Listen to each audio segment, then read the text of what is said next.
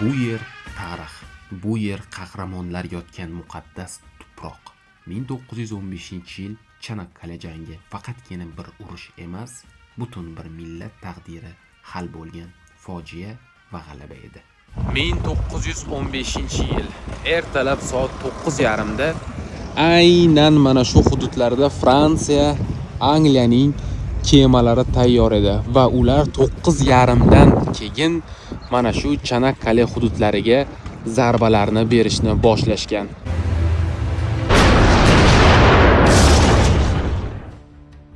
Ko'plar bu urushni 1915-yilda boshlagan deb o'ylaydi, ammo aslida esa 30 yil oldin Usmoniy sultoni Abdulhamid II shunday degan edi. Bir kun kelib dushmanlarimiz Chanakkale orqali yurib kirishga harakat qiladi va biz bunga tayyor bo'lishimiz kerak. Bu jang naqd 8 oy davomida davom etgan va 8 oy ichida 500 mingga yaqin askar halok bo'lgan.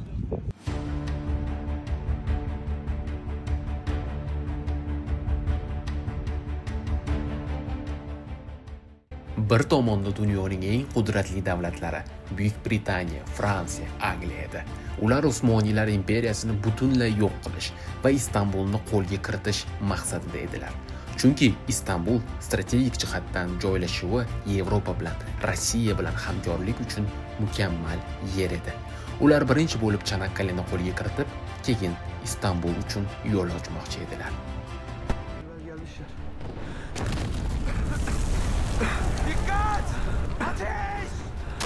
Bu jangda maydonga katta qahramonlar chiqadi va bu qahramonlarning ichidagi eng asosiysi bu Mustafa Kemal Atatürk bo'ladi va uning aytgan gaplari haligacha yerlarga, ko'chalarga yozilgan. Uning gaplari esa quyidagicha edi: men sizlarga hujumga o'tishni emas, o'limni buyuraman. Ya'ni bu gaplardan so'ng har bitta askar o'limigacha jonini berib mana shu vatan uchun jang qilgan. 1915-yil 18-mart kuni Britaniya va Fransiya floti Dardanel bo'g'oziga bostirib kirdi. Bu tarixdagi eng yirik dengiz hujumlaridan biri edi. 18 ta jangovar kemalar, minglab askarlar va eng so'nggi harbiy texnika yordamida ular bo'g'ozni egallashni maqsad qilgan edi. Ammo Usmoniylar armiyasi tayyor edi. Dushman kemalari minaga duch kelib portladi. Turk artilleriyasi esa qattiq zarba berdi. Ittifoqchilar og'ir yo'qotishlarga uchradi va orqaga chekindi. Jang paytida osmonga qarshi mudofaa askari Seyid Onbashi dushman kemalariga qarshi 275 kilogramm og'irlikdagi to'p o'qini hech qanday yuk ko'tarish uskunasiz ko'tarib, to'pga joylashtirib va o'q uzgan. Bu o'q Britaniya kemalaridan biriga tekkan, shikastlantirgan va uning cho'kib ketishiga sababchi bo'lgan. Dengizda mag'lub bo'lgan Britaniya va Fransiya bu safar quruqlikdan hujum qilishga qaror qildi. 1915-yil 25-aprel kuni ular Gelibolu yarim oroliga qo'shin tushira boshladi. Bu jangda Mustafa Kemal Atatürk katta shuhrat qozonadi va keyinchalik u Turkiya Respublikasining asoschisiga aylanadi.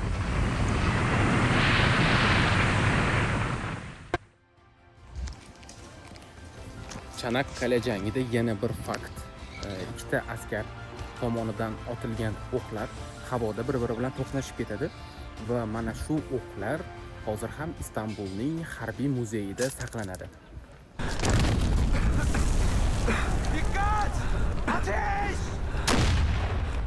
Chanoqqale shunchaki urush emas, bu vatan uchun o'limni tanlaganlarning kurashi edi. Askarlarning oilalariga yozgan xatlarida shunday so'zlar bor edi. Ona, men qaytmasligim mumkin, lekin men burchimni ado qilyapman. Biz bu yerni dushmanlarga bermaymiz.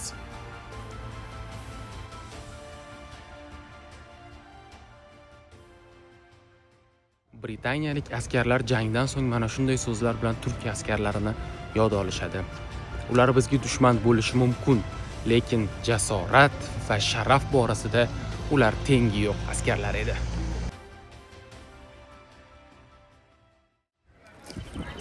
Bu tuproqlarning ostida qanchadan qancha orzular, qanchadan qancha armonlar, qanchadan qancha oilalarning ko'z yoshiga sababchi bo'lgan shahidlar yotibdi. Ular vafot etgan bo'lishi mumkin, lekin ular o'z davlati uchun, har qarich yer uchun taslim bo'lmagan askarlardir.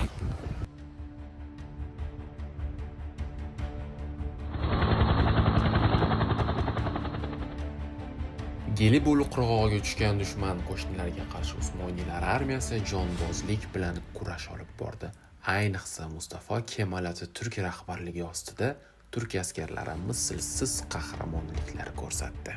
Jang vaqtida Mustafa Kemal Atatürk'ga o'q tegadi va mana shu o'q uning ko'kragidagi soatga tegadi va mana shu soat uning hayotini saqlab qoladi va mana shu soat ham muzeyda saqlanar ekan.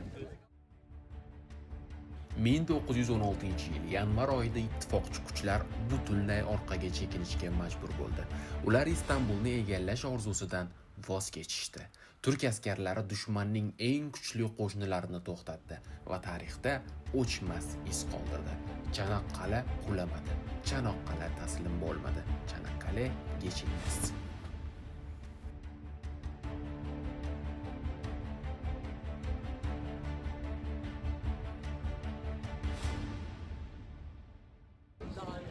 Agar video davomida qaysidir so'zlarni noto'g'ri yoki qaysidir tarixiy manbalarni noto'g'ri tilga olgan bo'lsam, albatta bu narsa uchun uzr so'rayman va kommentariyalarda bu narsani tuzatib ketishingizni juda ham xohlagan bo'lardim. Sizdan like yoki podpiska so'zini so'ramayman. Faqatgina keyingi videoyim uchun sizdan bir yaxshigina motivatsiya so'rayman. Bu motivatsiyani esa qanaqa qilib berishni siz juda ham yaxshi bilasiz. Rahmat kattakon.